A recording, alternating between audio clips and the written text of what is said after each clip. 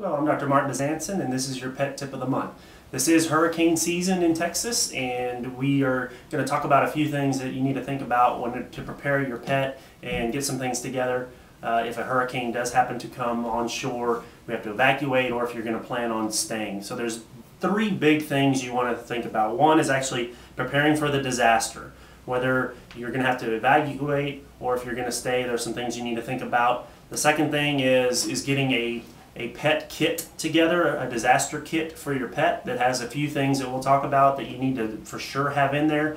And then the last thing is after the disaster has happened, when you come back to your house, what you need to do with your pet to get them back acclimated to what has happened to the environment, to your area, the home, and things like that. And so starting out, we need to prepare. So a lot of things that you need to think about is one, if you're going to evacuate, your pet needs to go with you, so you need to take these guys with you.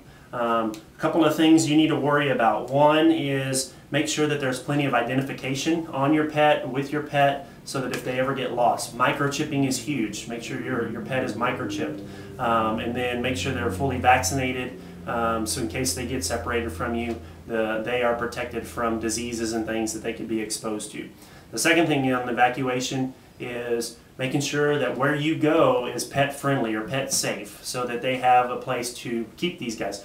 Hotels, motels, a lot of them now have a pet, will accept pets. Make sure you call ahead, know your disaster plan, know your route. Do that now before a hurricane even starts to come up, and make sure that you're prepared to do that. Bring your kit with you. Make sure you have the kit ready to go, and make sure you bring that with you. And then, like I said, make sure that you have some way to get them to the destination. Cats are really bad about getting stressed out. Make sure you have a crate.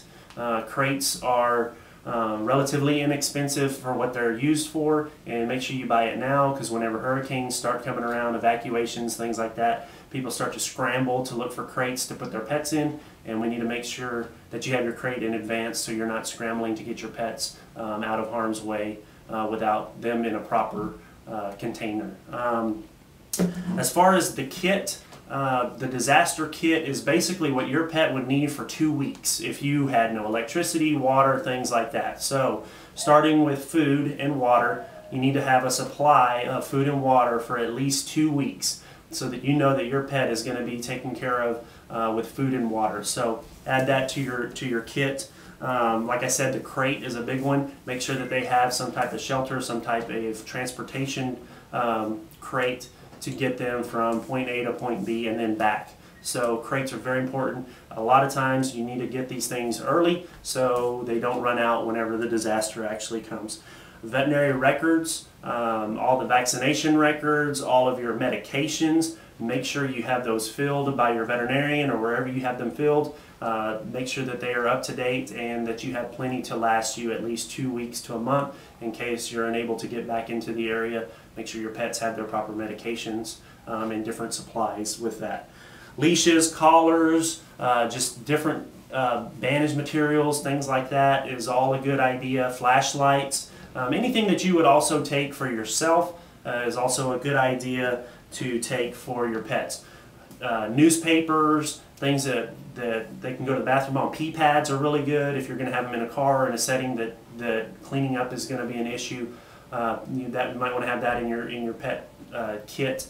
Also paper towels, just different things to clean up messes is another good thing. So if you do have to evacuate, you have everything together so that you can keep these guys for about at least 2 weeks is a good plan to keep them alive and keep them safe and with their medications. If you're planning on staying home, it's not an evacuation, things you want to worry about.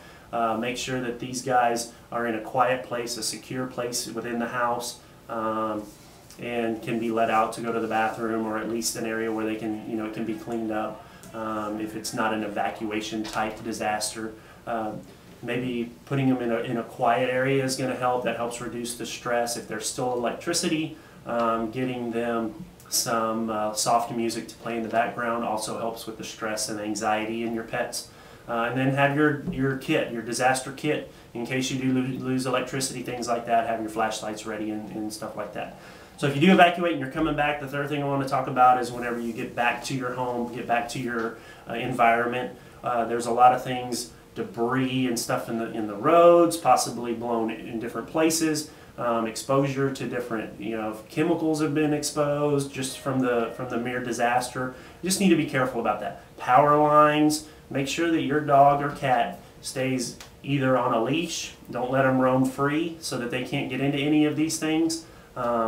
Or keep them on a leash or in a crate or inside until you know that the area is safe and your backyard is cleaned up and things like that, so they don't have some of the problems involved with debris and things floating in the area. And as always, keep in touch with your local news, local radio on all updates, and just have a safe evacuation and or keep yourselves and your pets safe during this hurricane.